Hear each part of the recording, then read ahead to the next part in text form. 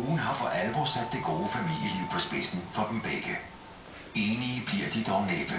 Det der landlige idyl og bondegårdsferie og bed and breakfast, det er jo på vores vedkommende. Det er jo en fed levetid. Jeg synes, jeg giver mine børn en utrolig frihed. Er de ordentlige? Og hvad er kvalitetstid? Hvad er jeres kvalitetstid, når I er sammen? Jamen, det behøver ikke at være decideret en situation. Det er noget, der bare opstår lige pludselig. Men Romeo ved jo så til gengæld også, når jeg har fri fra arbejde, så er jeg hjemme. Så er der. Det er jo meget anderledes i forhold til her, fordi her kan det jo ringe på døren. Eller der kan være noget galt med vandrøret, eller et eller andet. Vi er på arbejde hele ugen, mere eller mindre. Vi kan i hvert fald risikere at være det. Føler du jer stresset, når der er henne?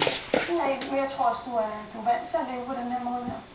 Altså, og børnene er også vant til at se dig på den her måde. Det er sådan, I er, som I er. Jeg tror ikke, der er mange ting, jeg kan lide af, fordi nu rykker jo stænket ud. Nu er der fyre. Det tror jeg, man nok skulle lære lidt mere af.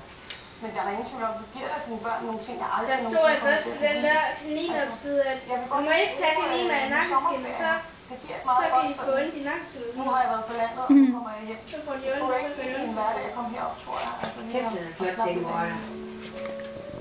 Må jeg falde ned? Falder du ned? Ja. Så må du sgu da høgge dig ind. Det kan jeg jo ikke.